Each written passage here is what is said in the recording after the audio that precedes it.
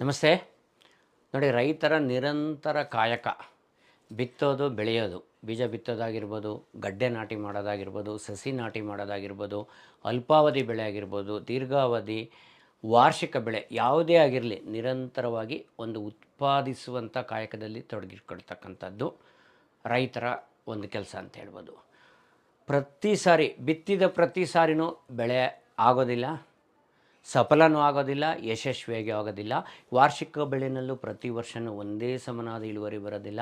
Quality variation ಆಗ್ಬೋದು, ಇಳುವರಿ variation ಆಗ್ಬೋದು, ಈ ಥರದ ಅನೇಕ ನಿರಂತರ ಸಮಸ್ಯೆಗಳು ಬರ್ತಾ ಇರ್ತದೆ. ಆ ಥರದ ಅನೇಕ ಸಮಸ್ಯೆಗಳಲ್ಲಿ ಒಂದು ಬಹುತೇಕ ಎಲ್ಲ ಬೆಳೆಗಳನ್ನು ಬಾಧಿಸ್ತಕ್ಕಂಥದ್ದು ಕೀಟಗಳ ಬಾಧೆ. ಈ ಕೀಟಗಳ ಪ್ರಪಂಚ ಎಷ್ಟು ವೈವಿಧ್ಯವಾಗಿದೆ ಅಂದರೆ, ನಿಜವಾಗಲೂ ನಾನಿಲ್ಲಿ ಕೆಲವು ಹೇಳ್ತಕ್ಕಂಥ ವಿಷಯಗಳು, ಕೆಲವು ತೋರಿಸ್ತಕ್ಕಂಥ ಸ್ಟಿಲ್ಸ್ ನೋಡಿದರೆ ನಿಮಗೆ ಆಶ್ಚರ್ಯ ಆಗುತ್ತೆ. ಈ ಸಮಸ್ಯೆನೂ ಕೀಟದಿಂದ ಉಂಟಾಗಿರೋದಾ ಅನ್ನೋ ರೀತಿ ಅನಿಸುತ್ತೆ. ಪೂರ್ತಿ ವಿಡಿಯೋನ ನೋಡಿ, ಮಾಹಿತಿ ಕೊಡ್ತಾ ಹೋಗ್ತೀನಿ ಸ್ನೇಹಿತರೆ. ನೋಡಿ, ಕೀಟಗಳ ಬಾಧೆ ಅಂತ ಹೇಳಿದ್ನಲ್ಲ.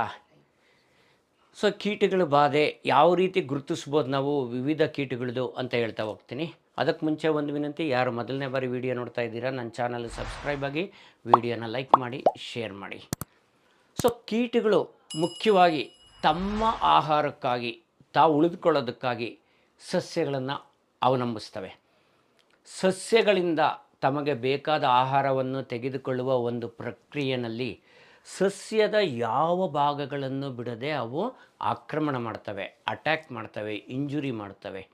ಭೂಮಿ ಒಳಗಿರ್ತಕ್ಕಂಥ ಬೇರಿಂದ ಇಡ್ಬೋದು, ಬೆಳವಣಿಗೆ ತುದಿನಲ್ಲಿರ್ತಕ್ಕಂಥ ನವಿರಾದ ಭಾಗಗಳು, ಎಲೆಗಳು, ಸುಳಿ ಎಲೆಗಳು ಏನಿರ್ತದೆ, ಚಿಗುರು ಎಲೆಗಳು ಅವುಗಳಾಗಿರ್ಬೋದು, ಮುಖ್ಯ ಕಾಂಡ, ಬ್ರ್ಯಾಂಚಸ್, ಪಕ್ಕದ ಕವಲುಗಳಾಗಿರ್ಬೋದು, ಎಲೆಗಳು, ಮೊಗ್ಗುಗಳು, ಕಾಯಿಗಳು, ಹಣ್ಣುಗಳು, ಹೀಗೆ ಕಾಂಡ ಬೆಳೆಯ ಯಾವ ಭಾಗಗಳನ್ನು ಬಿಡದೆ ಕೀಟಗಳು ಆಕ್ರಮಿಸುತ್ತೆ.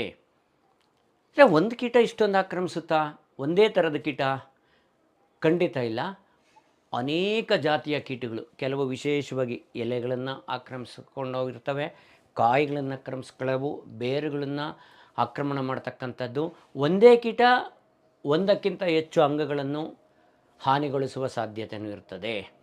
ಸೊ ಆಗಿದ್ದಾಗ ಈ ಥರದ ಕೀಟ ಬಾಧೆನ ಗುರುತಿಸೋದು ಹೇಗೆ? ಕೀಟ ಇದೆ ಅಂತ ನಾವು ಒಂದು ಸ್ಪ್ರೇ ಮಾಡಿಬಿಟ್ರೆ ಎಲ್ಲ ಕೀಟಗಳು ಹೋಗ್ತವೆ? ಖಂಡಿತವಾಗಲೂ ಕೆಲವು ಜಾತಿಯ ಕೀಟಗಳಿಗೆ ಕೆಲವು ಔಷಧಿಗಳು ಕೆಲಸ ಮಾಡ್ತದೆ. ಪ್ರತ್ಯೇಕತೆ ಇರೋದರಿಂದ ಆ ಒಂದು ಲಕ್ಷಣ ಅಥವಾ ಹಾನಿಯನ್ನು ನೋಡಿ ಈ ಥರದ್ದೇ ಕೀಟದಿಂದ ಆಗಿದೆ ಅಂತ ಗುರುತಿಸೋದು ಬಹಳ ಮುಖ್ಯ. ನೀವು ಫಿಸಿಕಲಿ ಅಲ್ಲಿ ಕೀಟ ಇದ್ದಾಗ ಇದು ಸಾಧ್ಯ ಆಗುತ್ತೆ. ಕೀಟ ಇರೋದೇ ಇಲ್ಲ ಬಹುತೇಕ ಸಂದರ್ಭಗಳಲ್ಲಿ ನಿಮಗೆ ಹಾನಿಗೆ ಲಕ್ಷಣ ಕಾಣುತ್ತೆ.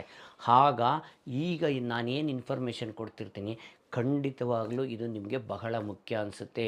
ಬೆಳೆ ಯಾವುದೇ ಆಗಿರಲಿ, ಈ ಮಾಹಿತಿ ನಿಮ್ಮಲ್ಲಿಲ್ಲ ಅಂದರೆ ಒಂದು ಟ್ರಯಲ್ ಆ್ಯಂಡ್ ಎರರ್ ಆಧಾರದ ಮೇಲೆ ಸ್ಪ್ರೇ ಮಾಡ್ತಾ ಹೋಗೋದು ರೂಢಿನಲ್ಲಿರ್ತಕ್ಕಂಥದ್ದು.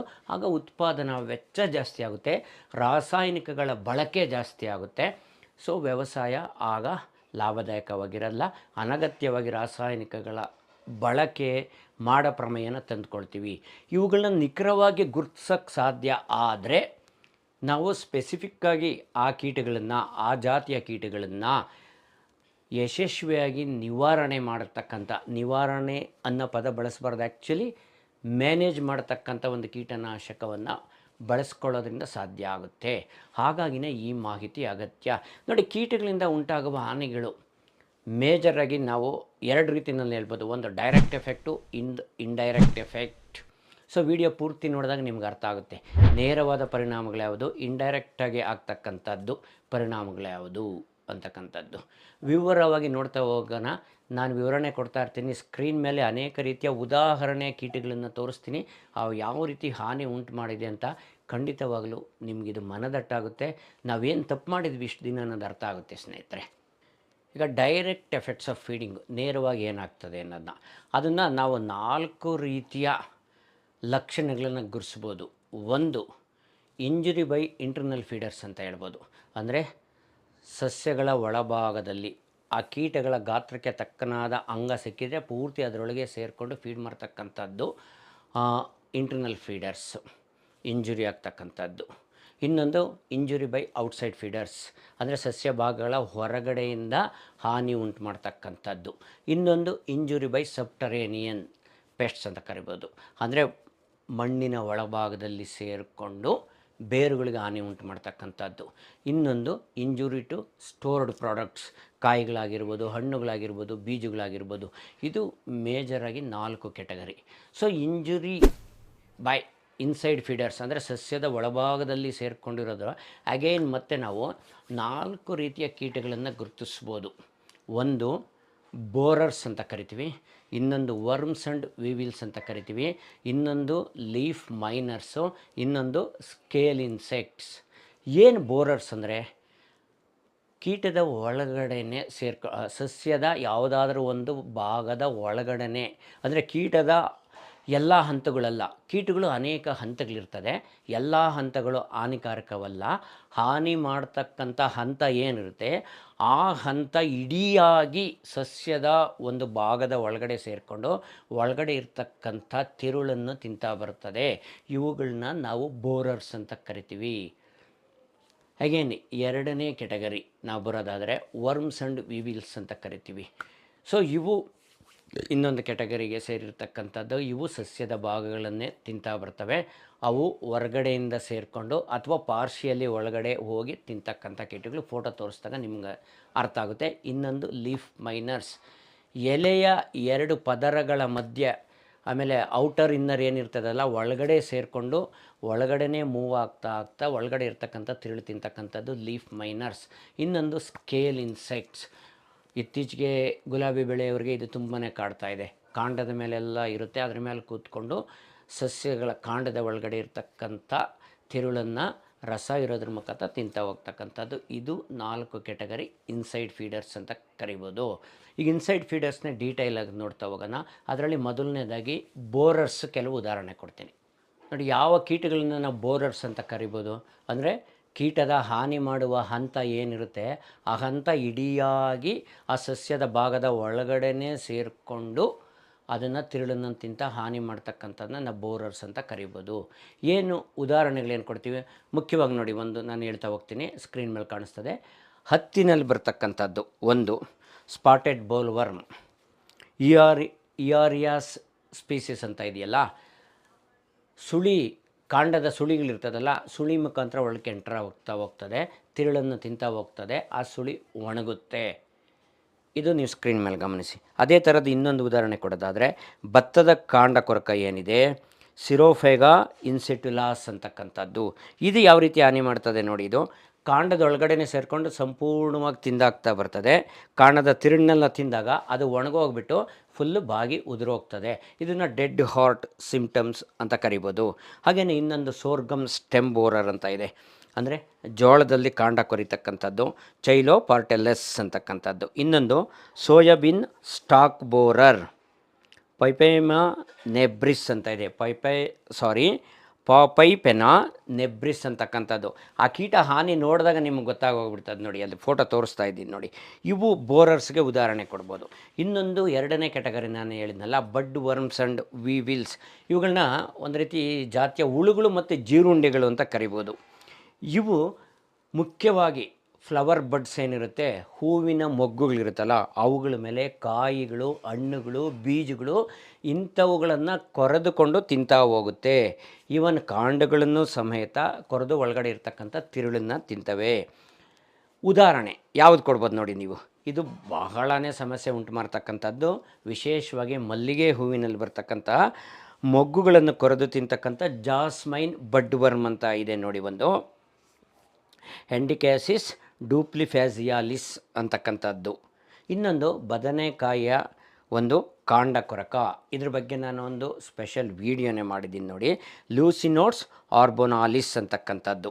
ಇನ್ನೊಂದು ನೋಡಿ, ಇದು ಸೋಜಿಗನೇ ಆಗೋಗ್ತೈತೆ. ನಾವಂತೂ ಅಷ್ಟೇ ಚಿಕ್ಕ ಹುಡುಗರಾಗಿದ್ದಾಗಿ ಮಾವಿನಕಾಯಿ ತಿಂತಾ ಇರುವಾಗ ಹಣ್ಣೆಲ್ಲ ತಿಂದಾದ್ಮೇಲೆ ಒಳಗಡೆ ಓಟೆ ಇರುತ್ತೆ ನೋಡಿ, ಓಟೆ ಒಳಗಡೆ ಹುಳ ಇರ್ತಕ್ಕಂಥದ್ದು ಮಾವಿನ ಓಟೆ ಕೊರಕ ಅಂತ ಹೇಳ್ಬೋದು.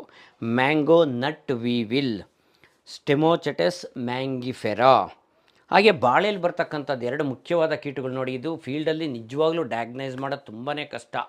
ಎಲೆಗಳು ಹಳದಿಯಾಗೋಗ್ತಾಯಿದೆ, ಯಾಕೋ ಇಳೆ ಬೀಳ್ತಾ ಇದೆ, ಈ ಥರ ಅಂದ್ಕೊಂಡು ನಾವು ಯಾವುದೋ ಒಂದು ರೋಗ ಅಂದ್ಕೊಂಡು ಸ್ಪ್ರೇ ಮಾಡ್ತಲೇ ಇರ್ತೀವಿ ನೋಡಿ. ಈ ಕೀಟಗಳನ್ನ ಗುರುತಿಸೋದು ಬಹಳನೇ ಕಷ್ಟ ಆಗೋಗ್ಬಿಡ್ತದೆ. ಒಂದು ಹುಸಿ ಕಾಂಡ ಕೊರಕ ಅಂತ ಕರಿತೀವಿ, ಸೂಡೋ ಸ್ಟೆಮ್ ವಿವಿಲ್, ಓಡಿಯೋಪೋರಸ್ ಲಾಂಗಿಕಾಲಿಸ್ ಅಂತಕ್ಕಂಥದ್ದು, ಆ ಫೋಟೋ ಗಮನಿಸಿ. ಇನ್ನೊಂದು ಈ ಬಾಳೆಯ ಬೇರು ಕಾಂಡ ಕೊರಕ ಅಂತ ಹೇಳ್ಬೋದು, ರೈಸೋಮ್ ವಿವಿಲ್, ಕಾಸ್ಮೋಪಾಲಿಟಸ್ ಸೋರಡೆ ಸಾರಡಿಡಸ್ ಅಂತ ಕರಿಬೋದು. ನೋಡಿ, ಇದು ಬಹಳನೇ ಕಷ್ಟ ಈ ಹಾನಿ ಲಕ್ಷಣ ಗುರುತಿಸೋದು. ಈ ಥರ ಒಂದು ಕೀಟ ಬಾಳೆನಲ್ಲಿದೆ ಅಂತ ಗೊತ್ತಾದ ಮೇಲೇ ನಮ್ಗೆ ಈ ಥರ ಹಾನಿಯಾಗಿದೆ ಅಂತ ಗೊತ್ತಾಗೋದು. ಯೂಸ್ವಲಿ ರೋಗ ಅಂತಲೇ ಸ್ಪ್ರೇ ಮಾಡ್ತಾ ಇರ್ತೀವಿ. ಕಾಂಡದ ಮೇಲೆ ಸಣ್ಣ ಕಪ್ಪು ಚುಕ್ಕೆ ಆಗಿರೋ ರೀತಿ ಕಾಣುತ್ತೆ ಬಾಳೆನಲ್ಲಿ. ಅವು ಎಂಟ್ರಿ ಒಳಗಡೆ ಪ್ರವೇಶ ಮಾಡಿರ್ತಕ್ಕಂಥ ಗುರುತು. ಆ ಥರದ ಗುರುತಿದ್ದು ಎಲೆಗಳು ಹಳದಿಯಾಗಿ ಮರ ವೀಕ್ ಆಗ್ತಾ ಬರ್ತದೆ, ಎಲೆಯೆಲ್ಲ ಜೋತು ಬೀಳ್ತಾ ಇದ್ದಾಗ ಈ ಕೀಟಗಳು ಯಾವುದಾದ್ರೂ ಇರ್ಬೋದು ಅಂತ ನಾವು ಊಹೆ ಮಾಡಿ ಇದನ್ನು ಪರೀಕ್ಷೆ ಮಾಡಬೇಕಾಗ್ತದೆ. ತುಂಬ ಹಾನಿಯಾಗಿರೋ ಮರನ ಸೀಳಿಬಿಟ್ಟು ನೋಡಿದಾಗ, ಅಥವಾ ಈ ರೈಸೋಮ್ ವಿವಿಲ್ ಏನಿದಕ್ಕೆ ಒಳಗಡೆ ಗಡ್ಡೆನ ತೆಗೆದು ಓಪನ್ ಮಾಡಿ ನಾವು ಪರಿಶೀಲನೆ ಮಾಡಬೇಕಾಗ್ತದೆ. ಸೊ ಈ ರೀತಿ ಹಾನಿಯ ಲಕ್ಷಣಗಳ ಮೇಲೆ ನಾವು ಕೀಟಗಳನ್ನು ನಿರ್ಧಾರ ಮಾಡೋದು ಸುಲಭ ಆಗುತ್ತೆ. ಈಗ ನೆಕ್ಸ್ಟ್ ಕ್ಯಾಟಗರಿ ಲೀಫ್ ಮೈನರ್ಸ್. ಯಾವುದನ್ನು ಲೀಫ್ ಮೈನರ್ಸ್ ಅಂತ ಕರಿತೀವಿ? ಯಾವ ಕೀಟದ ಲಾರ್ವೆ ಹುಳುಗಳು ಅಂತ ಇರ್ತದೆ, ಅದು ಎಲೆಯ ಎಪಿಡರ್ಮಿಸ್ ಲೇಯರ್ಸ್ ಮಧ್ಯದಲ್ಲಿ ಸೇರಿಕೊಂಡು ಒಳಗಡೆ ಇರ್ತಕ್ಕಂಥ ತಿರುಳನ್ನು ತಿಂತಾ ಬರ್ತದೆ. ನೀವು ಬಿಳಿ ಗುರುತುಗಳನ್ನು ನೋಡ್ಬೋದು, ಅದನ್ನು ಲೀಫ್ ಮೈನರ್ಸ್ ಅಂತ ಕರಿತೀವಿ. ಉದಾಹರಣೆ ಕೆಲವೊಂದು ಕೊಡ್ತಾ ಹೋಗ್ತೀನಿ ನೋಡಿ. ಲೀಫ್ ಮೈನರ್ ಅಂದರೆ ಒಂದೇ ಅಲ್ಲ, ಅನೇಕ ಜಾತಿಯವಿದ್ದಾವೆ. ಒಂದು ಸಿಟ್ರಸ್ ಲೀಫ್ ಮೈನರ್, ಫಿಲೋಕ್ರಿಸ್ಟಿಸ್ ಸಿಟ್ರೆಲಾ ಅಂತಕ್ಕಂಥದ್ದು. ಇನ್ನೊಂದು ಕ್ಯಾಶ್ಯುಯಲ್ ಲೀಫ್ ಮೈನರು, ಆಕ್ರೋಸೆರ್ಕೋಪಸ್ ಸಿಂಗ್ರಾಮ ಅಂತ. ಇನ್ನೊಂದು ಟೊಮೆಟೊ ಸರ್ಪಂಟೈನ್ ಲೀಫ್ ಮೈನರ್ ಅಂತ ಕರಿಬೋದು. ಹಾವಿನ ಆಕಾರದಲ್ಲಿ ಜಿಗ್ಜ್ಯಾಗ್ ಆಗಿರುತ್ತಲ್ಲ, ಅದಕ್ಕೆ ಸರ್ಪಂಟೈನ್ ಲೀಫ್ ಮೈನರ್ ಅಂತ ಕರೆಯಲಾಗುತ್ತೆ. ಹೈರೋಮೈಸಾ ಟ್ರೈಫೋಲಿಯೈ ಅಂತ. ಇನ್ನೊಂದು ಗ್ರೌಂಡ್ನಟ್ ಲೀಫ್ ಮೈನರ್, ಅಪ್ರೋರೆಮಾ ಮೋಡಿಕಲ್ಲಾ ಅಂತ ಕರಿಬೋದು. ಇದು ಈ ಲೀಫ್ ಮೈನರ್ಗಳನ್ನ ಹತೋಟಿ ಮಾಡೋದಕ್ಕೆ ತುಂಬಾ ಕಡಿಮೆ ಇರೋದು ಔಷಧಿಗಳು ಮಾರ್ಕೆಟಲ್ಲಿ. ಸೊ ಅದನ್ನು ನಾನು ಬೇರೆ ಬೇರೆ ಬೆಳೆಗಳಿಗೆ ಶೆಡ್ಯೂಲ್ ಹೇಳುವಾಗ ಇದ್ರ ಬಗ್ಗೆ ನಾನು ಮಾತಾಡಿರ್ತೀನಿ, ಅದನ್ನು ನೋಡ್ಬೋದು. ಮುಖ್ಯವಾಗಿ ಈಗ ಡೆಲಿಗೇಟ್ ಜೊತೆ ಇರ್ತಕ್ಕಂಥ ಕಾಂಬಿನೇಷನ್ ಇರ್ತಕ್ಕಂಥ ಪ್ರಾಡಕ್ಟ್ ಬಳಸ್ಬೋದು. ಬೆನಿವಿಯಾ ಜೊತೆ ಕಾಂಬಿನೇಷನ್ನಲ್ಲಿರ್ತಕ್ಕಂಥ ಪ್ರಾಡಕ್ಟ್ಗಳನ್ನು ಬಳಸ್ಬೋದು. ಹಾಗೆಯೇ ಅಬಾಮೆಕ್ಟಿನ್ ಇದೆಯಲ್ಲ, ಅವುಗಳನ್ನು ಬಳಸ್ಬೋದು. ಇನ್ನೊಂದು ಕಾರ್ಟಾಪ್ ಹೈಡ್ರೋಕ್ಲೋರೈಡ್ ಇದೆಯಲ್ಲ, ಅದರ ಕಾಂಬಿನೇಷನ್ ಪ್ರಾಡಕ್ಟನ್ನು ಬಳಸ್ತಾ ಹೋಗ್ಬೋದು. ಇನ್ನೊಂದು ನಾಲ್ಕನೇದು ಇಂಟರ್ನಲ್ ಬೋರರ್ಸ್ ತೊಗೊಂಡ್ರೆ ಗಾಲ್ ಇನ್ಸೆಕ್ಟ್ಸ್ ಅಂತ ಕರಿಬೋದು. ಇದರಲ್ಲಿ ಗಾಲ್ ಇನ್ಸೆಕ್ಟ್ಸ್ ಯಾವ ಥರ ಡ್ಯಾಮೇಜ್ ಮಾಡ್ತವೆ, ಯಾವನ್ನ ಗಾಲ್ ಇನ್ಸೆಕ್ಟ್ಸ್ ಅಂತ ಹೇಳ್ಬೋದು ಅಂದರೆ ಅವುಗಳು ಇನ್ನೂ ಇಮ್ಮೆಚೂರ್ ಅಥವಾ ಅಡಲ್ಟ್ ಸ್ಟೇಜ್ ಯಾವುದಾದ್ರೂ ಆಗಿರ್ಬೋದು. ಅವು ಒಂದು ರೀತಿಯ ಈ ಸಸ್ಯಗಳ ಕಾಂಡಗಳಿಗೆ ಅಂಟುಕೊಂಡ ರೀತಿ ಅವುಗಳ ಆಕಾರ ಕೆಡೋ ರೀತಿ ಉಂಟು ಮಾಡ್ತವೆ, ನಷ್ಟ ಉಂಟು ಮಾಡ್ತವೆ. ಗಾಲ್ ಅಂದರೆ ಏನಂತ ಕರಿಬೋದು ನೀವು? ಅದ್ರ ಮೇಲೆ ಒಂದು ರೀತಿಯ ಈ ಗುಳ್ಳೆಗಳು ಫಾರ್ಮ್ ಆಗೋದು ಗಮನಿಸಿರ್ಬೋದು ನೀವು, ಕಾಂಡ ಹಿಂಗೆ ಮುಟ್ಟು ನೋಡಿದಾಗ. ಆ ರೀತಿ ಉಂಟಾಗತಕ್ಕಂಥ ಕೀಟಗಳನ್ನ ನಾವು ಗಾಲ್ ಇನ್ಸೆಕ್ಟ್ಸ್ ಅಂತ ಕರಿತೀವಿ. ಉದಾಹರಣೆ ನೋಡ್ತೀವಿ, ಕೆಲವು ಕೀಟಗಳನ್ನ ತೋರಿಸ್ತೀವಿ. ಸಿಲ್ಲಿಡ್ ಗಾಲ್ಸ್ ಅಂತ ಕರಿತೀವಿ, ಸೆಸಿಡೋಮಿಯಾಡ್ ಗಾಲ್ಸ್, ಆಮೇಲೆ ಏಫಿಡ್ ಗಾಲ್ಸ್. ಇವು ವಿವಿಧ ಕೀಟಗಳಿಂದ ಉಂಟಾಗಿರ್ತಕ್ಕಂಥ ಗಾಲ್ಸ್ ಅಂತ ಕರಿಬೋದು. ಸೊ ಇದು 4 ರೀತಿಯ ಇಂಟರ್ನಲ್ ಫೀಡರ್ಸ್ ಅಂತ ಕರಿಬೋದು. ಇನ್ನು ಎರಡನೇದು ಕ್ಯಾಟಗರಿ ಔಟ್ಸೈಡ್ ಫೀಡರ್ಸ್. ಅದರಲ್ಲಿ ಯಾವ್ಯಾವುದಿದೆ ನೋಡ್ತಾ ಹೋಗೋಣ. ಈ ಹಾನಿಯ ಲಕ್ಷಣಗಳು ಯಾವುದರಿಂದ ಉಂಟಾಗಿದೆ ಅನ್ನೋದು ತಿಳ್ಕೊಳ್ಳೋದು ಬಹಳ ಮುಖ್ಯ ಆಗುತ್ತೆ. ಔಟ್ಸೈಡ್ ಫೀಡರ್ಸಲ್ಲಿ ಮುಖ್ಯವಾಗಿ 2 ಕ್ಯಾಟಗರಿಯಾಗಿ ನೋಡ್ಬೋದು. ಒಂದು ಚ್ಯೂವಿಂಗ್ ಇನ್ಸೆಕ್ಟ್ಸ್, ಜಗಿಯುವ ಕೀಟಗಳು ಅಂತ ಹೇಳ್ಬೋದು. ಇನ್ನೊಂದು ಪಿಯರ್ಸಿಂಗ್ ಆ್ಯಂಡ್ ಸಕ್ಕಿಂಗ್ ಅಂದರೆ ಚುಚ್ಚಿ ರಸ ಇರ್ತಕ್ಕಂಥ ಕೀಟಗಳು ಅಂತ ಹೇಳ್ಬೋದು. ಇವೆರಡು ರೀತಿಯ ಕೀಟಗಳಿಂದ ಯಾವ ರೀತಿ ಹಾನಿ ಉಂಟಾಗುತ್ತೆ ಅದರಲ್ಲಿ ಮೊದಲನೇದು ನೋಡಿ, ಚ್ಯೂವಿಂಗ್, ಜಗಿಯುವ ಕೀಟಗಳು ಅಂತ ಕರಿತೀವಲ್ಲ. ಯಾವ ರೀತಿ ಇರುತ್ತವೆ ಅಂದರೆ ಅವುಗಳಲ್ಲಿ ಕಚ್ಚುವ ರೀತಿಯ ಮೌತ್ ಪಾರ್ಟ್ಸ್ ಇರುತ್ತೆ, biting type of mouth parts ಇರ್ತದೆ. ಅವುಗಳ ಸಹಾಯದಿಂದ ಪ್ಲ್ಯಾಂಟ್ಸ್ನಲ್ಲಿರ್ತಕ್ಕಂಥ ಕೆಲವು ಹೊರಭಾಗದಲ್ಲಿ ಕಾಣ್ತಕ್ಕಂಥ ಅಂಗಗಳನ್ನ ಅವು ಹಾನಿ ಮಾಡ್ತವೆ, ಅವುಗಳನ್ನ ತಿಂತಾ ಹೋಗ್ತವೆ, ಅವುಗಳನ್ನು ಇರ್ತಕ್ಕಂಥ ತಿರುಳನ್ನು ತಿಂತಾ ಹೋಗ್ತವೆ. ಆವಾಗ ಬೆಳವಣಿಗೆ ನಿಂತೋಗುತ್ತೆ. ಉದಾಹರಣೆ ನೋಡಿ, ಇದು ನಾನು ಎಷ್ಟೇ ವಿವರಣೆ ಕೊಟ್ಟರು ನಿಮ್ಗೆ ಅರ್ಥ ಆಗಲ್ಲ. ಉದಾಹರಣೆ ಕೀಟಗಳು ಕೊಟ್ಟಾಗ ಹಾನಿಯ ಲಕ್ಷಣ ನೋಡಿದಾಗ ಗೊತ್ತಾಗುತ್ತೆ. ಗ್ರೇಪ್ ವೈನ್ ಬೀಟ್ಲ್ ಅಂತ ಒಂದಿದೆ ನೋಡಿ. ಸೈಂಟಿಫಿಕ್ ನೇಮ್ ಏನಂದರೆ ಸೆಲೋಡಂಟಾ ಸ್ಟ್ರಿಜಿಕಾಲಿಸ್.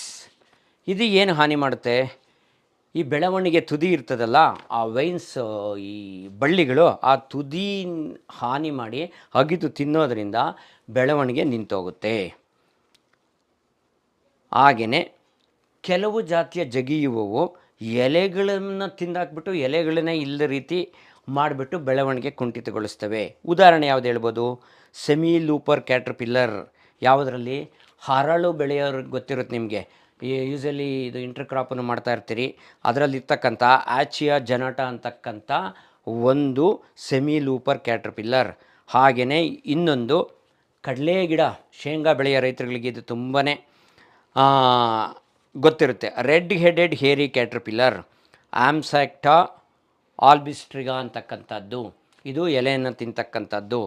ಇನ್ನೊಂದು ಕೆಲವು ರೀತಿಯ ಇನ್ಸೆಕ್ಟು ಎಲೆಗಳ ತುದಿಗಳಿರುತ್ತಲ್ಲ ಅವುಗಳನ್ನ ಮಾತ್ರ ತಿಂತಾ ಬರ್ತದೆ. ಯಾವುದು ನೋಡಿ? ಎಕ್ಸಾಂಪಲ್ಲು ರಾಗಿ ಆಗಿರ್ಬೋದು, ನುಗ್ಗೆ ಗಿಡದಲ್ಲಾಗಿರ್ಬೋದು, ಹತ್ತಿನಲ್ಲಿ, ಬದನೆ ಗಿಡದಲ್ಲಿರ್ತಕ್ಕಂಥ ಒಂದು ಆ್ಯಶ್ ವಿವಿಲ್ ಅಂತ ಕರಿತೀವಿ. ಇದು ಮಿಲ್ಲೋಸೆರಸ್ ಸ್ಪೀಸೀಸ್. ಫೋಟೋ ನೋಡಿದಾಗ ನಿಮ್ಗೆ ಇದು ಅರ್ಥ ಆಗ್ತದೆ. ಹಾಗೆಲ್ಲ ಇನ್ನು ಕೆಲವು ಕೀಟಗಳು ಗ್ರಾಸ್ ಹಾಪರ್ಸ್ ಅಂತ ಏನು ಕರಿತೀವಿ, ಹೈರೋಗ್ಲೈಫಸ್ ಬ್ಯಾನಿಯನ್ ಅಂಡ್ ಆಕ್ಸಿಯಾ ಸ್ಪೀಸೀಸ್. ಇದು ಮುಸ್ಕಿನ ಜೋಳದಲ್ಲಿ ತುಂಬಾ ಹಾನಿ ಮಾಡ್ತಾ ಇರ್ತದೆ, ನೀವು ಗಮನಿಸಿರ್ತೀರಿ ಇದನ್ನು. ಇದು ಹಾಗೆಯೇ ಇನ್ನು ಕೆಲವು ಎಲೆಗಳಲ್ಲಿ ತೂತುಗಳನ್ನು ಮಾಡಿ ಅಲ್ಲಿ ಎಲೆ ತಿಂತಾ ಇರ್ತವೆ. ಉದಾಹರಣೆಗೆ ಫ್ಲೀ ಬೀಟಲ್, ಯಾವುದೋ ಮೂಲಂಗಿನಲ್ಲಿ ಬರ್ತಕ್ಕಂಥದ್ದು ಒಂದು ಫ್ಲೀ ಬೀಟಲ್ ಉದಾಹರಣೆ ಕೊಡ್ಬೋದು. ಇನ್ನು ಕೆಲವು ಎಲೆಗಳಲ್ಲಿ ಕೆರ್ಕೊಂಡು ತಿಂತಾ ಇರ್ತವೆ. ಒಂದು ಲೇಯರ್ನ ಸಂಪೂರ್ಣವಾಗಿ ಎಲೆಯ ಒಂದು ಸರ್ಫೇಸ್ ಏನಿರುತ್ತೆ ಪೂರ್ತಿ ಕೆರ್ಕೊಂಡು ತಿಂದಿರ್ತಾರೆ. ಉದಾಹರಣೆ ನೋಡಿ ಇಲ್ಲಿ DBM ಏನಿದೆ, ಕಾಲಿಫ್ಲವರ್ ಆಗಿರ್ಬೋದು, ಕೋಸು ಅಥವಾ ಹೂಕೋಸಿನಲ್ಲಿರ್ತಕ್ಕಂಥ DBM, ಪ್ಲೂಟೆಲ್ಲ ಗ್ಸಿಸ್ಟೆಲ್ಲ ಅಂತ ಇದೆಯಲ್ಲ, ಅದರ ಹಾನಿಯ ಲಕ್ಷಣ ಗಮನಿಸಿ. ಇನ್ನು ಕೆಲವು ಕೀಟಗಳು complete superficially the feed on the surface tissue ಅಂತ ಕರಿಬೋದು. ಯಾವುದು ನೋಡಿ? Grubs and adults of Epilachna beetle. ಚಿತ್ರದಲ್ಲಿ ಗಮನಿಸಿ, ಇದು ನಿಮ್ಗೆ ಗೊತ್ತೇ ಆಗಿರಲ್ಲ ಈ ಥರ ಕೀಟ ಇದು ಡ್ಯಾಮೇಜ್ ಮಾಡ್ತದ ಅಂತೇಳಿ. ಹಾಗೆಯೇ ಇನ್ನೊಂದು ಎಪಿಲಾಕ್ನಾ ವಿಜಿಟಿಯೋ ಟೋ ಪಂಕ್ಚುಯೇಟಾ ಆನ್ ಬ್ರಿನ್ಸಾಲ್ ಆ್ಯಂಡ್ ಬಿಟ್ಟರ್ ಗಾರ್ಡ್ ಅಂತ ಕರಿಬೋದು. ಹಾಗೆಯೇ ಇನ್ನು ಕೆಲವು ಕೀಟಗಳು ಅವುಗಳು ಸಸ್ಯಗಳ ಮೇಲೆ ಆಕ್ರಮಣ ಮಾಡಿ ಒಂದು ರೀತಿಯ ಇರ್ರೆಗ್ಯುಲರ್ ಹೋಲ್ಸ್ ಮಾಡ್ತವೆ. ಆಕಾರದಲ್ಲೂ ಇರ್ರೆಗ್ಯುಲರ್ ಇರ್ತದೆ, ಶೇಪು ಸೈಜಲ್ಲೂ ಇರ್ರೆಗ್ಯುಲರ್ ಇರ್ತದೆ ಎಲೆಗಳ ಮೇಲೆ. ಯಾವುದು? ಕಟ್ ವರ್ಮ್ ಅಂತ ಏನು ಕರಿತೀವಿ. ಸೂರ್ಯಕಾಂತಿನಲ್ಲಿರ್ತಕ್ಕಂಥ ಕಟ್ ವರ್ಮ್, ಸ್ಪೋಡಾಪ್ಟರಲ್ಲಿ ಇಟ್ಟಿರೋ. ಹಾಗೆಯೇ ಸೋಯಾಬೀನ್ ಸೋಯಾಬೀನ್ ಬೆಳೆ ಬೆಳೆಯೋರು ಗೊತ್ತಿರುತ್ತೆ, ಸೆಮಿ ಲೂಪರ್ ಥೈಸನೋಪ್ಟರಾ ಸ್ಪೀಸೀಸ್. ಹಾಗೆಯೇ ಕೆಲವು ಸಂದರ್ಭಗಳಲ್ಲಿ ಎಲೆಗಳನ್ನು ಮಡ್ಚ್ಕೊಬಿಟ್ಟಿರ್ತದೆ, ರೋಲಪ್ ಮಾಡಿ ಅದರೊಳಗಡೆ ಸೇರ್ಕೊಂಡು ಫೀಡ್ ಮಾಡ್ತಾ ಇರ್ತವೆ. ಉದಾಹರಣೆಗೆ ಭತ್ತ ಬೆಳೆಯೋರು ಗೊತ್ತಿರುತ್ತೆ, ಪ್ಯಾಡಿ ಲೀಫ್ ರೋಲರ್, ಇದನ್ನು ಗಮನಿಸ್ಬೋದು. ಹಾಗೆಯೇ ಕಾಟನ್ ಲೀಫ್ ರೋಲರ್, ಎಲೆಗಳು ಮಡ್ಚ್ಕೊಂಡು ಅದರೊಳಗಡೆ ಸೇರ್ಕೊಂಡು ಫೀಡ್ ಮಾಡ್ತಕ್ಕಂಥದ್ದು. ಇನ್ನು ಕೆಲವು ಹಂತಗಳನ್ನು ಗಮನಿಸಿ. ಈ ಹುಳುಗಳಲ್ಲಿರ್ತಕ್ಕಂಥ ಒಂದು ಹಂತ ಲಾರ್ವೆ ಏನಿದೆ, ಅದು ಒಂದು ಸಸ್ಯ ಅಥವಾ ಮರದ ಬಾರ್ಕ್ ಅಂತ ಏನು ಕರಿತೀವಿ, ಕಾಂಡ ಇರುತ್ತಲ್ಲ, ಅದರ ಒಳಗಡೆ ಸೇರಿಕೊಂಡು ಅದರೊಳಗೆ ಒಂದು ರೀತಿ ರಸ, ಅದರಿಂದ ತಿರುಳನ್ನು ತಿಂತ ಅವುಗಳ ಸುತ್ತ ಒಂದು ಪ್ರೊಟೆಕ್ಟಿವ್ ಲೇಯರನ್ನು ಅವೇ ಫಾರ್ಮೇಷನ್ ಮಾಡ್ಕೊಂಡಿರ್ತವೆ. ನೀವು ಅದನ್ನೇನಂತ ಕರಿಬೋದು? ನಾವು ಟ್ರಾಸ್ ಅಥವಾ ಎಕ್ಸ್ಕ್ರೀಟಾ ಅಂತಲೇ ಹೇಳ್ಬೋದು. ಒಂದು ರೀತಿಯ ಸಿಲ್ಕನ್ ವೆಬ್, ಬಲೆ ಎಣದ ರೀತಿ ಕಾಣಿಸ್ತದೆ. ಈ ಚಿತ್ರ ನೋಡಿದಾಗ ನಿಮ್ಗೆ ಗೊತ್ತಾಗ್ತದೆ ನೋಡಿ. ಬಾರ್ಕ್ ಈಟಿಂಗ್ ಕ್ಯಾಟರ್ಪಿಲ್ಲರ್, ಮಾವಿನ ಗಿಡದಲ್ಲಾಗಿರ್ಬೋದು, ನುಗ್ಗೆ ಗಿಡದಲ್ಲಾಗಿರ್ಬೋದು, ಈವನ್ ಕರಿಬೇವಿನ ಗಿಡದಲ್ಲಿರ್ತಕ್ಕಂಥದ್ದು ಯಾವುದು? ಇಂಡಾರ್ಬೆಲಾ ಟೆಟ್ರಾಯ್ನಿಸ್. ಇದು ಗಮನಿಸಿರ್ತೀರಿ, ಬಟ್ ಗೊತ್ತಾಗಿರಲ್ಲ ಇದು. ಇನ್ನೊಂದು ಕೆಲವು ಜಾತಿಯ ಕೀಟಗಳು ಈ ಮೊಳಕೆ ಬರೋ ಸ್ಟೇಜ್ನಲ್ಲೇ ಆ ಮೆದುಕಾಂಡ ಏನಿರುತ್ತೆ ಅದನ್ನೇ ಕಟ್ ಮಾಡ್ತಕ್ಕಂಥ, ಹಾನಿ ಉಂಟು ಮಾಡ್ತಕ್ಕಂಥ ಕೀಟಗಳಿರ್ತದೆ. ಅವನ್ನು ನಾವು ಸರ್ಫೇಸ್ ವಿವಿಲ್ ಅಂತ ಕರಿತೀವಿ. ಯಾವುದದು? ಅಟ್ಯಾಕ್ಟೋಗ್ಯಾಸ್ಟರ್ ಫಿನಿಟಿಮಸ್. ಇದು ವಿಶೇಷವಾಗಿ ಹತ್ತಿ ಬೆಳೆಯ ಸೀಡ್ಲಿಂಗ್ಸ್ ಮೇಲೆ ಹಾನಿ ಉಂಟು ಮಾಡ್ತಕ್ಕಂಥದ್ದು. ಅದರಲ್ಲೂ ಮಳೆ ಆಶ್ರಯದಲ್ಲಿ ಕಪ್ಪು ಭೂಮಣ್ಣಿನಲ್ಲಿ ಉತ್ತರ ಕರ್ನಾಟಕ ಭಾಗದಲ್ಲಿ ಮಳೆ ಆಶ್ರಯದಲ್ಲಿ ಬೆಳೀತಾರಲ್ಲ, ಅಂಥ ಸಮಸ್ಯೆ ಜಾಸ್ತಿ ಕಾಣಿಸ್ತಾ ಇರ್ತೈತೆ ಈ ಕೀಟದ್ದು. ಇನ್ನೊಂದು ಕೆಲವು ಕೀಟಗಳು ಈ ಹೂವಿನ ಮೊಗ್ಗುಗಳು ಮತ್ತು ಹೂವುಗಳ ಮೇಲೆ ಆಕ್ರಮಣ ಮಾಡಿ ಅವುಗಳು ಬೀಜ ಉತ್ಪಾದನೆ ಆಗೋದನ್ನೇ ನಿಲ್ಲಿಸುತ್ತವೆ, ಕಡಿಮೆ ಆಗೋಗ್ತದೆ. ಎಕ್ಸಾಂಪಲ್ ಬ್ಲಿಸ್ಟರ್ ಬೀಟಲ್ ಅಂತ ಹೇಳ್ಬೋದು. ಝೋನಾಬ್ರಿಸ್ ಪ್ಯಾಸ್ಟುಲೇಟಾ. ಯಾವುದರಲ್ಲಿ? ತೊಗರಿನಲ್ಲಿ ಗೂಡ್ಕೊಂಡಿರೋದು ಗಮನಿಸ್ತಿರ್ತೀರಲ್ವ ನೀವು, ತೊಗರಿ ಬೆಳೆಯೋರು, ಅದು ಬ್ಲಿಸ್ಟರ್ ಬೀಟಲು. ಹಾಗೆಯೇ ಈ ಸ್ಪಾಟೆಡ್ ಬೋಲ್ವರ್ಮ್ನ ಲಾರ್ವೆ ಇರ್ತದಲ್ಲ, ಅದು ಮರುಕಾ ವಿಟ್ರೇಟಾ. ಅದು ಒಂದು ರೀತಿ ಬಲೆ ಎಣ್ಕೊಂಡಿರ್ತದೆ ನೋಡಿ. ಆ ಹೂವುಗಳು, ಮೊಗ್ಗುಗಳು ಸುತ್ತ ಬಲೆ ಎಣ್ಕೊಂಡ ರೀತಿ ಕಾಣ್ತಿರ್ತದೆ, ಅದರೊಳಗಡೆ ಸೇರಿಕೊಂಡಿರ್ತದೆ. ಇದು ಸಹ ತೊಗರಿ ಬೆಳೆಯಲ್ಲಿ ನೀವು ಗಮನಿಸ್ಬೋದು. ಹಾಗೆಯೇ ಇನ್ನೊಂದು ಗುಲಾಬಿ ಬೆಳೆಯೋರಿಗೆ ಒಂದು ರೀತಿಯ ವಿಶೇಷ ಸಂದರ್ಭಗಳಲ್ಲಿ ರಾತ್ರಿ ಹೊತ್ತು ಎಲೆ ತುಂಬ ಸೇರಿಕೊಂಡು ಆ ದಳಗಳನ್ನ, ಹೂವಿನ ಮೊಗ್ಗುಗಳನ್ನ ಎಲ್ಲವನ್ನೂ ತಿಂದಾಕಿರ್ತಕ್ಕಂಥ ಸಂದರ್ಭಗಳು ನೋಡಿದ್ರಿ. ಕೆಲವರು ರಾತ್ರಿ ಹೊತ್ತು ಅದು ಗಮನಿಸಿ ಫೋಟೋ ತೆಗೆದಿದ್ರು ಕಳಿಸಿದ್ರಿ. ಇದು ಸೆಟನೇಟ್ ಬೀಟಲ್ಸ್ ಅಂತ ಕರಿತೀವಿ. ಸೊ ಇವು ಒಂದು ರೀತಿಯ ಹಾನಿ ಉಂಟು ಮಾಡ್ತಕ್ಕಂಥದ್ದು. ಹಾಗೆಯೇ ಕೆಲವು ಜಾತಿಯ ಕೀಟಗಳು, ಇಯರಿಡ್ಸು, ತೆನೆಗಳೇನಿರುತ್ತೆ, ತೆನೆಗಳನ್ನು ತಿಂತಕ್ಕಂಥ ಕೀಟಗಳಿದೆ. ಉದಾಹರಣೆಗೆ ಭತ್ತದಲ್ಲಿರ್ತಕ್ಕಂಥ ಗ್ರಾಸ್ ಹಾಪರ್ಸು. ಹಾಗೆಯೇ ಮತ್ತು ಕೆಲವು ಕಾಳುಗಳು, ತೆನೆಯಲ್ಲಿರ್ತಕ್ಕಂಥ ಕಾಳುಗಳನ್ನು ತಿಂದು ಅವು ಜೊಳ್ಳಾಗೋ ರೀತಿ ಮಾಡ್ತಕ್ಕಂಥದ್ದು ಯಾವುದು, ಹೆಲಿಕೋವರ್ಪ ಆರ್ಮಿಜರ ಲಾರ್ವಾಗಳಿರುತ್ತಲ್ಲ ಅವು ರಾಗಿನಲ್ಲಾಗಿರ್ಬೋದು, ಜೋಳದಲ್ಲಾಗಿರ್ಬೋದು ಈ ರೀತಿಯ ಹಾನಿ ಮಾಡುವ ಸಾಧ್ಯತೆ ಇರ್ತದೆ. ಹಾಗೆಯೇ ಅನೇಕ ಉದಾಹರಣೆಗಳು ಕೊಡ್ತಾ ಹೋಗ್ಬೋದು ನೀವು. ಇದೇ ರೀತಿಯ ಇನ್ನೊಂದೆರಡು ಉದಾಹರಣೆ ತೋರಿಸ್ತೀನಿ ನೋಡಿ. ಸೊ ಔಟ್ಸೈಡ್, ಹೊರಗಡೆಯಿಂದ ಹಾನಿ ಮಾಡೋ ಕೀಟಗಳ ಲಕ್ಷಣಗಳಲ್ಲಿ ಗಮನಿಸ್ತಾ ಹೋದ್ವಿ. ಅದರಲ್ಲಿ ಮೊದಲನೇ ಕ್ಯಾಟಗರಿ ಚ್ಯೂವಿಂಗು, ಜಗಿಯುವಂಥದ್ದು. ಇನ್ನೊಂದು ಬಹಳ ಮುಖ್ಯವಾದದ್ದು piercing and sucking type of mouth parts ಇಟ್ಕೊಂಡವು ಸಸ್ಯಗಳ ವಿವಿಧ ಭಾಗಗಳಿಂದ ರಸ ಇರೋ ಕೀಟಗಳು. ಇವುಗಳ ಹಾನಿಯಿಂದಲೇ ತುಂಬಾ ಸಮಸ್ಯೆ ಅನುಭವಿಸ್ತಿರೋದು ವಿಶೇಷವಾಗಿ ತರಕಾರಿ ಬೆಳೆಗಾರರು. ಇವುಗಳನ್ನು ಗುರುತಿಸೋದೇ ಸಾಧ್ಯ ಆಗ್ತಾ ಇಲ್ಲ ನಿಮಗೆ.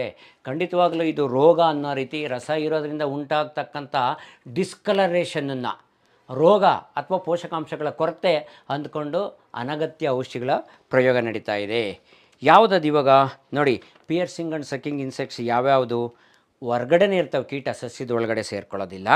ಅವುಗಳ ವಿಶೇಷವಾದ ಪಿಯರ್ಸಿಂಗ್ ಆ್ಯಂಡ್ ಸಕ್ಕಿಂಗ್ ಅಂದರೆ ಚುಚ್ಚಿ ರಸ ಸಹಾಯ ಮಾಡ್ತಕ್ಕಂಥ ಒಂದು ಅಂಗಗಳೇನಿದೆ ಅವುಗಳ ಸಹಾಯದಿಂದ ಸಸ್ಯಗಳ ವಿವಿಧ ಭಾಗಗಳಲ್ಲಿ ಉತ್ಪಾದನೆ ಆಗಿರೋ ಆಹಾರವನ್ನು ಹೀರಿಕೊಂಡು ಭಕ್ಷಿಸೋದ್ರಿಂದ ಸಸ್ಯಗಳಲ್ಲಿ ಅನೇಕ ರೀತಿಯ ಸಮಸ್ಯೆಗಳು ಉಂಟಾಗ್ತದೆ, ಬೆಳವಣಿಗೆ ನಿಂತು ಹೋಗ್ತದೆ. ಆ ರೀತಿಯ ಚಿಹ್ನೆಗಳನ್ನು ಗುರುತಿಸೋದು ಹೇಗೆ?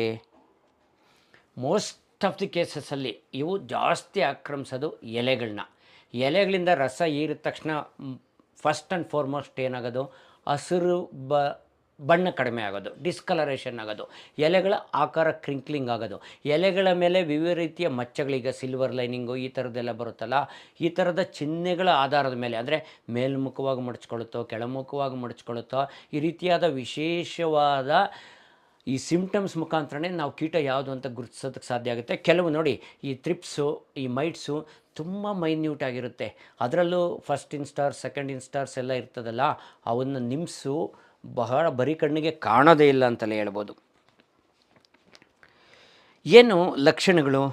ನಾನೀಗಾಗಲೇ ಹೇಳ್ದಂಗೆ ಎಲ್ಲೋ ಸ್ಪೆಕ್ಲಿಂಗ್ ಆಫ್ ಲೀವ್ಸ್, ಈ ನಿರಂತರವಾಗಿ ರಸ ಇರೋದ್ರಿಂದ ಹಳದಿ ಆಗೋದು, ಒಂದು ರೀತಿಯ ಮಚ್ಚೆಗಳುಂಟಾಗೋದು, ಇವೆಲ್ಲ ಉದಾಹರಣೆ ಆಗ್ತೈತೆ. ಉದಾಹರಣೆಗೆ ನೋಡಿ, ಒಂದು ವೈಟ್ ಫ್ಲೈಸ್ ಉದಾಹರಣೆ ಕ್ಯಾಸ್ಟರ್ನಲ್ಲಿ ಯಾವ ರೀತಿ ಆಗ್ತದೆ.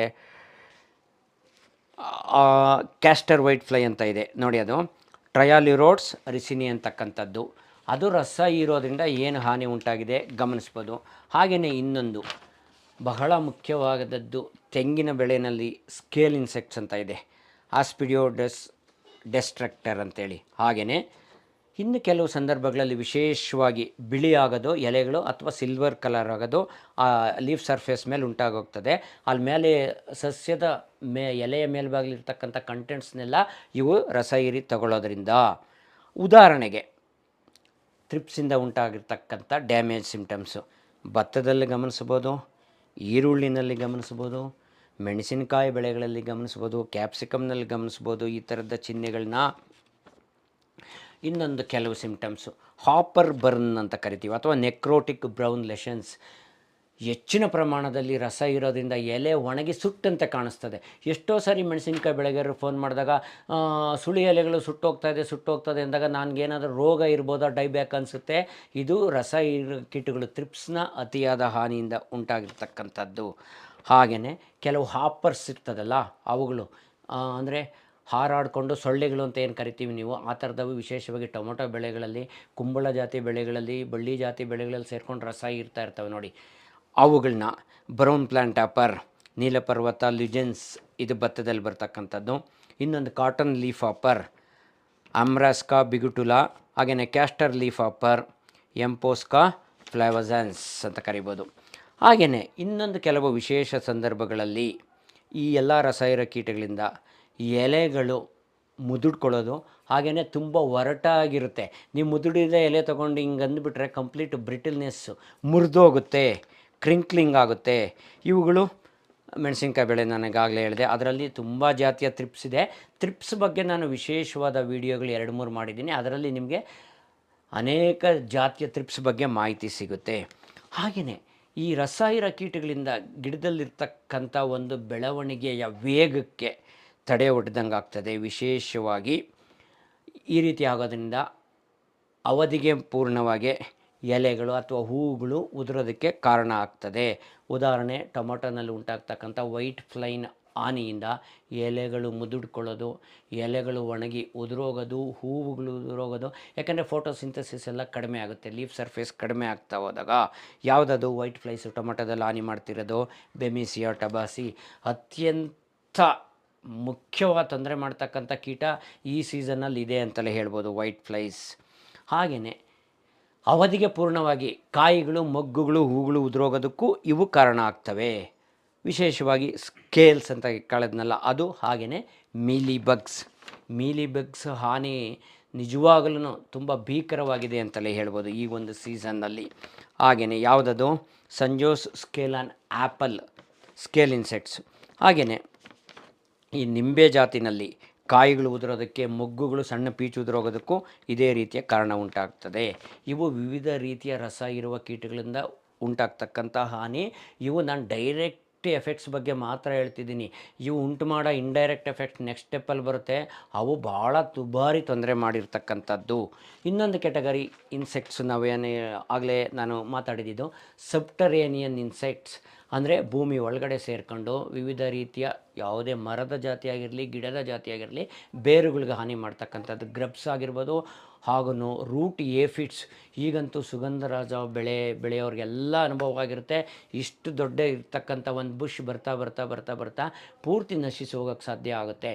ಮೇಲೆ ನೋಡಿದ್ರೆ ಏನು ಗೊತ್ತಾಗಲ್ಲ ಅನ್ನೋ ರೀತಿ ಇರುತ್ತೆ. ಭೂಮಿನಲ್ಲಿ ತೆಗೆದು ನೋಡಿದಾಗ ಆ ರೂಟ್ ಏಫಿಡ್ಸ್ ಇರ್ತದೆ. ಅಲ್ಲಿ ಆ ಬೇರುಗಳನ್ನು ಹಾನಿಗೊಳಿಸುತ್ತಾ ಅದರಿಂದ ರಸ ಇರ್ತಾ ಈ ಹಾನಿ ಉಂಟು ಮಾಡ್ತಕ್ಕಂಥದ್ದು. ಇವುಗಳನ್ನೆಲ್ಲ ನಾವು ಅರ್ಥ ಮಾಡ್ಕೊಂಡೋಗಲೇ ಅವುಗಳನ್ನ ನಾವು ಹತೋಟಿ ಮಾಡಲಿಕ್ಕೆ ಸಾಧ್ಯ ಆಗ್ತಕ್ಕಂಥದ್ದು. ಇನ್ನೊಂದು ಕೆಟಗರಿ ನಾವು ಸ್ಟೋರ್ಡ್ ಪ್ರಾಡಕ್ಟ್ಗೆ ಹಾನಿ ಉಂಟು ಮಾಡ್ತಕ್ಕಂಥ ಕೀಟಗಳು. ಯಾವುದೀಗ ಒಂದೊಂದು ಈ ಆಲೂಗೆಡ್ಡೆಗೆ ಹಾನಿಯಾಗಿರೋದು ನೋಡಿರ್ಬೋದು, ಅದು ಪೊಟ್ಯಾಟೊ ಟ್ಯೂಬರ್ ಮಾತ್ ಅಂತ ಕರಿತೀವಿ. ಫೀಲ್ಡಲ್ಲಿ ಇನ್ಫೆಕ್ಷನ್ ಆಗಿರುತ್ತೆ, ನೀರು ಹಾರ್ವೆಸ್ಟ್ ಮಾಡಿ ಸ್ಟೋರ್ ಮಾಡಿದಾಗ ಅಲ್ಲಿ ಹಾನಿಯಾಗೋಕ್ಕೆ ಶುರುವಾಗ್ತದೆ. ಹಾಗೆಯೇ ಸ್ವೀಟ್ ಪೊಟ್ಯಾಟೊ ಅಂತ ಏನಿದೆ, ಗೆಣಸಿನ ಜಾತಿ, ಅದರಲ್ಲಿರ್ತಕ್ಕಂಥ ಒಂದು ಜಾತಿಯ ವಿವಿಲ್ ಆಗಿರ್ಬೋದು. ಹಾಗೆಯೇ ಕೆಲವು ಬೀಟಲ್ಸ್, ಪಲ್ಸ್ ಬೀಟಲ್ ಏನು ದ್ವಿದಳ ಧಾನ್ಯದಲ್ಲಿರ್ತಕ್ಕಂಥದ್ದು, ಹಾಗೆಯೇ ಹಕ್ಕಿನಲ್ಲಿ ಬೀಳ್ತಕ್ಕಂಥ ಒಂದು ಜಾತಿಯ ವಿವಿಲ್ ಏನಿದೆ ಅವು. ಇವೆಲ್ಲ ನೇರವಾಗಿ ನಾವು ವಿವಿಧ ಕೀಟಗಳು ನಮ್ಮ ಬೆಳೆಗಳಿಗೆ ಮಾಡ್ತಕ್ಕಂಥ ತೊಂದರೆ ಆದರೆ ಇಂಡೈರೆಕ್ಟ್ ಎಫೆಕ್ಟ್ಸು ಇವುಗಳಂತ ಭೀಕರವಾಗಿದೆ. ಯಾವುದೇ ಬೆಳೆ ತಗೊಳ್ಳಿ, ಇವತ್ತು ತುಂಬ ಕಷ್ಟ ಅನ್ನಿಸ್ತಿರೋದು ಇವುಗಳು ಉಂಟು ಮಾಡ್ತಕ್ಕಂಥ ಇಂಡೈರೆಕ್ಟ್ ಹಾನಿ. ಈ ಅನೇಕ ರೀತಿಯ ವಿಶೇಷವಾಗಿ ರಸ ಇರುವ ಕೀಟಗಳು ಸಸ್ಯಗಳಿಗೆ ವೈರಸ್ ಹರಡುವ ವಾಹಕಗಳಾಗಿ ಒಂದು ರೀತಿ ಪರಿಣಮಿಸಿದವೆ ಇವು. ಅಂದರೆ ವೈರಸ್ ಇನ್ಫೆಕ್ಷನ್ ಯಾವುದೋ ಒಂದು ಕೀಟ, ವೈಲ್ಡ್ ಪ್ಲ್ಯಾಂಟ್ ಆಗಿರ್ಬೋದು, ಯಾವುದೇ ಬೆಳೆ ಆಗಿರ್ಬೋದು, ಅವುಗಳಿಂದ ಈ ರಸ ಇರೋ ಕೀಟಗಳಿಗೆ ಬರುತ್ತೆ. ಅವು ನಂತರ ಅವು ಸಾಯೋವರೆಗೂ ಅವುಗಳಲ್ಲಿ ವೈರಸ್ ಪಾರ್ಟಿಕಲ್ಸ್ ಇರುತ್ತೆ, ಇನ್ಫೆಕ್ಷನ್ ಇರುತ್ತೆ, ಅವು ಬೆಳೆಗಳಿಗೆ ಹರಡ್ತಾ ಹೋಗ್ತದೆ. ಸೊ ವೈರಸ್ ಸಿಂಪ್ಟಮ್ಸ್ನ ನಾವು ಅನೇಕ ಬಾರಿ ಗುರುತಿಸೋದೇ ವಿಫಲ ಆಗ್ತೀವಿ. ವೈರಸ್ ಅನ್ನೋದೇ ಗೊತ್ತಾಗಲ್ಲ. ವೈರಸ್ ಸಿಂಪ್ಟಮ್ಸನ್ನ ತಪ್ಪಾಗಿ ರೋಗ ಅಂದ್ಕೊಂಡು ಫಂಗಿಸೈಡ್ ಸ್ಪ್ರೇ ಮಾಡ್ತಾ ಇರ್ತೀವಿ. ಹಾಗೆಯೇ ವೈರಸ್ಗೆ ಔಷಧಿ ಇದೆ ಅಂದ್ಕೊಂಡು ಹುಡುಕ್ತಾ ಇರ್ತೀವಿ. ಅದನ್ನು ಟ್ರ್ಯಾಪ್ ಮಾಡೋಕ್ಕೆ ಮಾರ್ಕೆಟ್ನಲ್ಲಿ ಅನೇಕ ರೀತಿಯ ವೈರಸ್ ಅಂತ ಹೆಸರಿಟ್ಕೊಂಡಿರೋ ಪ್ರಾಡಕ್ಟ್ಗಳು ಬರ್ತಾ ಇರ್ತವೆ. ಪದೇ ಸ್ಪ್ರೇ ಮಾಡ್ತಾ ಇರ್ತೀವಿ, ಫಲಿತಾಂಶ ಸಿಗೋಲ್ಲ. ಸೊ ಬೆಳೆ ನಷ್ಟಕ್ಕೆ ಕಾರಣ ಆಗ್ತದೆ. ಬೆಳೆ ಕ್ವಾಲಿಟಿ ಮೇಯ್ನ್. ಇಂಡೈರೆಕ್ಟ್ ಎಫೆಕ್ಟ್ ಏನಿದೆ, ಈ ಕೀಟಗಳ ಇಂಡೈರೆಕ್ಟ್ ಎಫೆಕ್ಟು, ನಾವು ಉತ್ಪಾದನೆ ಮಾಡ್ತಕ್ಕಂಥ ಬೆಳೆ ಕ್ವಾಲಿಟಿ ಕಡಿಮೆ ಆಗುತ್ತೆ, ಮಾರ್ಕೆಟಬಲ್ ವ್ಯಾಲ್ಯೂ ಕಡಿಮೆ ಆಗೋಗ್ತದೆ. ಹಾಗಾಗಿ ಈ ಕೀಟಗಳ ಇಂಡೈರೆಕ್ಟ್ ಎಫೆಕ್ಟ್ಗಳನ್ನು ನಾವು ಅರ್ಥ ಮಾಡ್ಕೊಳ್ಳೋದಾದರೆ, ಇವುಗಳು ನಮ್ಮ ಫೀಲ್ಡ್ಗೆ ವಿವಿಧ ಬೆಳೆಗಳಲ್ಲಿ ಬಾರದೇ ಇರೋ ರೀತಿಯಲ್ಲಿ ನೋಡ್ಕೋಬೇಕು. ಬಂದಾದ ಮೇಲೆ ಇವುಗಳ ನಿರ್ವಹಣೆಗೆ ನಾವು ಇಂಟಿಗ್ರೇಟೆಡ್ ಪೆಸ್ಟ್ ಮ್ಯಾನೇಜ್ಮೆಂಟನ್ನು ಅನುಸರಿಸಬೇಕಾಗುತ್ತೆ. ಇದ್ರ ಬಗ್ಗೆ ನಾನು 2 ತಿಂಗಳಿಂದಗಡೆ ಒಂದು ವಿಡಿಯೋ ಮಾಡಿದ್ದೀನಿ, ವೈರಸ್ ಮ್ಯಾನೇಜ್ಮೆಂಟ್ಗೆ ಏನೇನು ಅನುಸರಿಸಬೇಕು ಅಂತ. ನೋಡಿ, ಇಷ್ಟು ಮಾಹಿತಿಯಿಂದ ನೀವು ಏನು ಅರ್ಥ ಆಗುತ್ತೆ ಅನ್ನೋದಾದರೆ, ಕೀಟಗಳು ಈ ರೀತಿಯೂ ಹಾನಿ ಉಂಟು ಮಾಡುತ್ತಾ ಅಂತ ಖಂಡಿತ ಅನಿಸಿರುತ್ತೆ. ಎಷ್ಟೋ ಸಂದರ್ಭಗಳಲ್ಲಿ ನಾನು ಈ ಹಾನಿ ವಿವರಿಸಿದ್ದೀನಲ್ಲ, ಹಾನಿ ಅಷ್ಟೇ ಕಾಣುತ್ತಲ್ಲಿ, ಬಟ್ ಕೀಟಗಳು ನೀವು ಫಿಸಿಕಲಿ ನೋಡೋದಕ್ಕೆ ಸಿಗೋದೇ ಇಲ್ಲ. ಕೆಲವೊಮ್ಮೆ ಆ ಕೀಟಗಳನ್ನು ಗುರುತಿಸೋಕ್ಕೆ ಸಾಧ್ಯವೂ ಆಗಲ್ಲ. ಖಂಡಿತ ಈ ಮಾಹಿತಿ ಪೂರ್ತಿ ನೀವು ಮನದಟ್ಟು ಮಾಡ್ಕೊಳ್ಳಿ, ಮತ್ತೊಮ್ಮೆ ನೋಡಿ, ರಿಪೀಟೆಡ್ಡಾಗಿ ನೋಡಿ. ಇದು ನಿಮಗೆ ಖಂಡಿತ ಮುಂದಿನ ದಿನಗಳಲ್ಲಿ ಯಶಸ್ವಿಯಾಗಿ ಬೆಳೆ ಉತ್ಪಾದನೆ ಅಂದರೆ ಮಾರ್ಕೆಟಬಲ್ ವ್ಯಾಲ್ಯೂ ಇರಬೇಕು. ಮಾರ್ಕೆಟ್ನಲ್ಲಿ ಇರ್ತಕ್ಕಂಥ ಬೆಲೆಗೆ ನಮಗೆ ನಷ್ಟ ಆಗದ ರೀತಿಯಲ್ಲಿ ಬೆಳೆ ಉತ್ಪಾದನೆ ಮಾಡಲಿಕ್ಕೆ ಸಹಾಯ ಆಗುತ್ತೆ ಈ ರೀತಿಯ ಮಾಹಿತಿಗಳು. ಯಾಕಂದರೆ ಯಶಸ್ವಿಯಾಗಿ ಸಮಸ್ಯೆ ಗುರುತಿಸಿದ್ರೆ ಅದಕ್ಕೆ ತಕ್ಕನಾದ ಔಷಧಿನ ಆಯ್ಕೆ ಮಾಡಿಕೊಂಡು ಅತಿಯಾದ ಔಷಧಿಗಳ ಬಳಕೆಗೆ ನಾವು ಕಡಿವಾಣ ಹಾಕಬಹುದು. ಸೊ ಇದು ಸ್ವಲ್ಪ ಟಫ್ ಸಬ್ಜೆಕ್ಟ್ ಅಂತಲೇ ಹೇಳ್ಬೋದು. ಸಾಮಾನ್ಯರಿಗೆ ಎಲ್ರಿಗೂ ಅರ್ಥ ಮಾಡ್ಕೊಳ್ಳೋದು ಕಷ್ಟ ಅನಿಸ್ಬೋದು. ಬಟ್ ನಿಮ್ಮ ಲಾಂಗ್ ರನ್ನಲ್ಲಿ ಯಾರು ಈಗ ಒಂದು ನ್ಯೂ ಜನ್ರೇಷನ್ ವ್ಯವಸಾಯಕ್ಕೆ ಬಂದಿದ್ದೀರಿ, ವಿದ್ಯಾವಂತ ಯುವಕರು, ಯಾರಿಗೆ ಜ್ಞಾನದ ಹಸಿವಿದೆ, ಖಂಡಿತ ಅವರಿಗೆ ಈ ಥರದ ಮಾಹಿತಿ ಅನುಕೂಲ ಆಗಿದೆ ಅಂತ ತಿಳ್ಕೊತೀನಿ. ಇನ್ನೂ ಅನೇಕ ರೀತಿಯ ನೀವು ಫಸ್ಟ್ ಟೈಮ್ ಕೇಳಿರೋದು ಅಂತಕ್ಕಂಥ ಮಾಹಿತಿಗಳು ಮುಂದಿನ ವೀಡಿಯೋಗಳಲ್ಲಿ ಕೊಡ್ತೀನಿ ಸ್ನೇಹಿತರೆ. Thank you very much. Bye.